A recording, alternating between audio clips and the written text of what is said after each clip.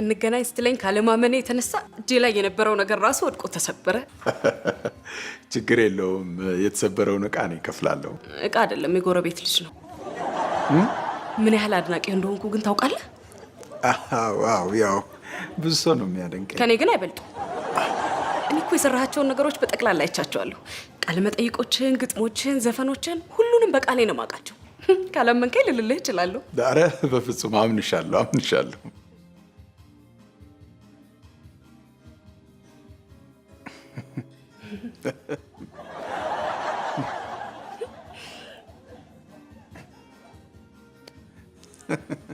በአካል ግን እንደዚህ ቆንጆ እንደሆን ካላወቅኩም ነበር። አዎ ዴማ ግልጽ እኮ ነው።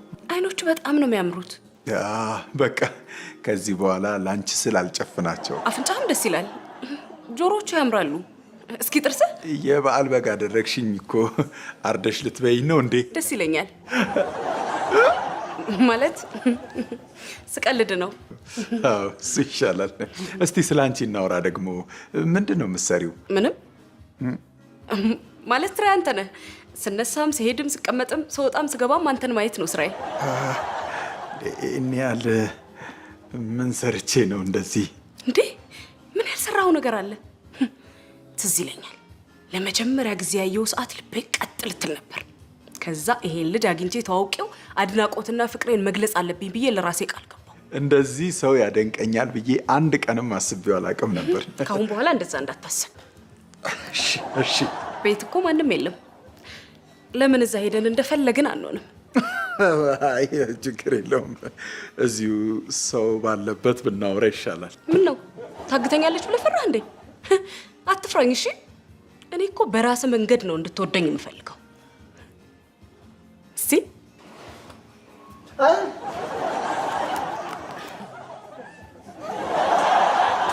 እንዴ አባ በል ደግሞ እንደገባህ ደውልልን እንዳትረሳ። እዛ ስደርስ እናንተን ካስታወስኩማ ምኑን ተዝናናሁት።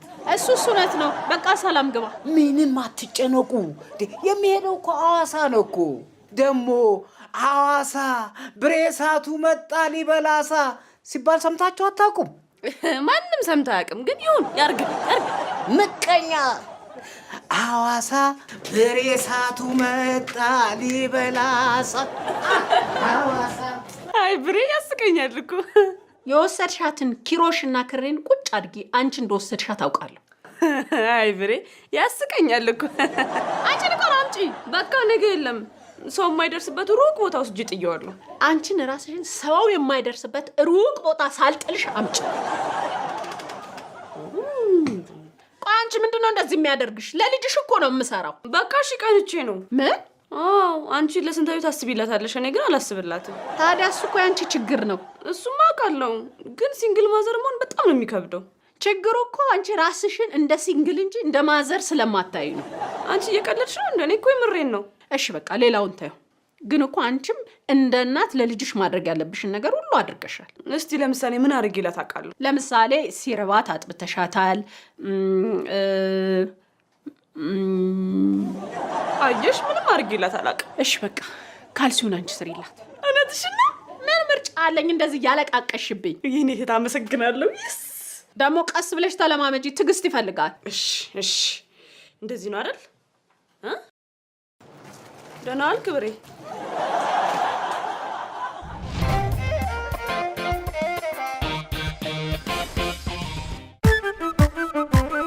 በመላው ኢትዮጵያ ሕጋዊ የማንነት ማረጋገጫና መለያ ፋይዳ ብሔራዊ መታወቂያ መሰረታዊ አገልግሎቶችን በቀላሉ ማግኘት ያስችላል። አገልግሎቶች በአንድ በማስታሰር ሕይወትን ያቀላል። እርሶስ ተመዝግበዋል? እንግዲያውስ በመላው ሀገራችን ባሉ ውብና ምቹ የአገልግሎት ማዕከሎቻችን ጎራ ካሉ ደንበኛ ንጉሥ ነውና ምቾቶ ተጠብቆ ያለምንም ክፍያ በነፃ ይመዘገባሉ። ከናሽናል አይዲ የሚላክሎትን ባለ 12 አሃዝ መለያ ቁጥር በመጠቀም በቀላል ሂደት የዲጂታል መታወቂያውን ከቴሌብር ሱፐር አፕ በነፃ ያውርዱ።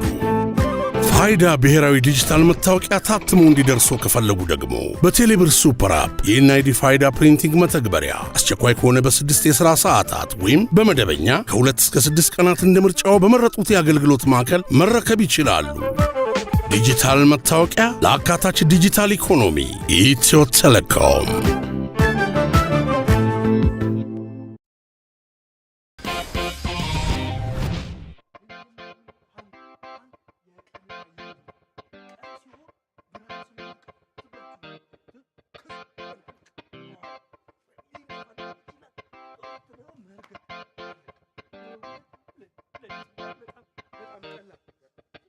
እሺ ይህንን ይመስላል። እስካሁን ካስረዳሁት ውስጥ ያልገባችሁ ነገር አለ? እኔ ምንም አልገባኝም። ሳስበው ይሄ ነገር ለወንድ እንጂ ለሴት የሚሆን አይመስለኝም። ኦ ሊንዳ እንዴ! ለወንድ ሆኖ ለሴት የማይሆነው ቆሞ መሽናት ብቻ ነው። ይሄ ሙያ ደስ የሚለው ነገሩ ወንድ ሴት ብሎ ጾታ አይመርጥም። ሁሉንም ያቀፈ እጅግ ትልቅ የተከበረ ሙያ ነው። ይገርማችኋል። አሁን አንቺ ከዚህ ውስጥ የትኛው ነው የሳበሽ? ቲቸር እኔ ማን ጠየቀ እንዴ? ስነ ስርዓት ይኑር እንጂ ይሄ እኮ የተከበረ ሙያ ነው። ይሄ የቀለም ትምህርት አይደለም። በእርግጥ በነፃ ስለሆነ ነው እንጂ የተመዘገብኩት የመማር ሀሳብ አልነበረኝ። በነፃ? እኔ እኮ 2000 ብር ከፍዬ ነው የተመዘገብኩት። እኔም 2000 ብር ከፍያለሁ። እና ታዲያ ለምንድን ነው 4000 ብር የከፈልኩት? እና የሷን ማን ይክፈል? እሺ አሁን ወደ ተግባር ትምህርቱ እናልፋለን። ወደ ተግባር ትምህርቱ ስናልፍ የመጀመሪያው ሃንግ የሚለውን ነው የምናየው። ናንተ ና አስቀምጥ እሱን ይዘህ እዚህ ጋር ፊትህን ወደዛ እንዳልኳችሁ ሃንግ ነው የምናየው። ከሃንግ ውስጥ የቀን ሃንግ ነው የምናየው። የቀን ሃንግ ሲሆን ቀስ ብላችሁ ታንቁታላችሁ ማለት ነው። በራሱ ሰዓት ምንም ቀላል ነው። ጸጥ እያለ ኃይል እየጨመራችሁ ይሄዳል። ስለዚህ እንደዚህ በቀላሉ መዝረፍ ትችላላችሁ ማለት ነው። ግን እሱ ተማሪ አይደል እንዴ? ስራው ዘርፍ አይመርጥም። እስቲ አሁን ደግሞ ከዘፈኖች አንዱን ዝፈንልኝና ተነስቼ ልጨፍር። እዚህ በሰው ፊት ይደብራል እና ይዞራሉ። ምንድን ነው የምታፈጨው እንጂ ፈልገሽው ነው? እሱ የኔ ብቻ ነው። እሺ ንገራት የኔ ብቻ እንደሆንክ። አዎ ነኝ ይመስለኛል። ልሂድ። የት ነው የምትሄደው? ገና መገናኘታችን እኮ ነው። ደግሞ ስምህን የት ጋር እንደተነቀስኩት ማየት አትፈልግም? በቃ 5 ደቂቃ እቀምጣለሁ። መቼ ነው ግን 6 ልጆች የምንወልደው? ገና በአንዱ መች ተስማማንና። ከኔ ልጅ እንዲኖር አትፈልግም እንዴ? ነው ሌላ ሴት አለች? እሷ ነች አይደል? ኧረ አይደለችም እንዴ። እኔ እያልኩ ያለሁት መች በቅጡ እኔና አንቺ ተዋወቅንና ነው። ከዚህ በላይ ብታወቅ ምን ያደርጋል? ስምህን አውቀዋለሁ፣ ስሜን ታውቀዋለህ።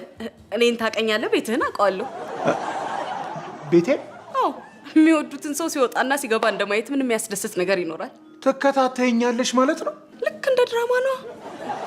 እንደውም አንድ ቀን ከሆነች ሴት ጋር አይቼ በጣም ተናደጄ በመኪና ይልገጭ ነው። ምን? እና አዝኜልህ ታውኩኝ ልትይ ነው? ረስቼህ ነው። ለነገሩ እንኳን ሳትኩ። ብገጭህ ዛሬ አንገናኝም ነበር። ብትገጭኝማ ከፈጣሪ ጋር ነበር የምገናኘው። ቆይ አንቺ ለምንድን ነው እንደዚህ የምታስቢው? የሌላ ሰው ስትሆን ማየት አልፈልግማ። ቆይ ከዚህ በኋላስ ገጭተሽ እንደማትደፊኝ ምንድን ነው ማረጋገጫኝ? አይዞህ አትፍራ፣ እኔ ያለሁልህ። ስለ አንቺ እኮ ነው የማወራው። ቆይ ከኔ ሌላ ሴት ጋር የመሄድ ሀሳብ የለህም አይደል? እንደምትገጭኝ እያወቅኩኝ እንዴት አስባለሁ? ስለዚህ አትፍራ። ይልቅ አሁን ስለ ሰርጋችን እናውራ። ሰርጌ ሆስፒታል እንዲሆን አልፈልግም። መጀመሪያ እንደማትገጭኝ ቃል ግቢልኝ። እሺ በቃ ቃል ገባለሁ፣ አልገጭም።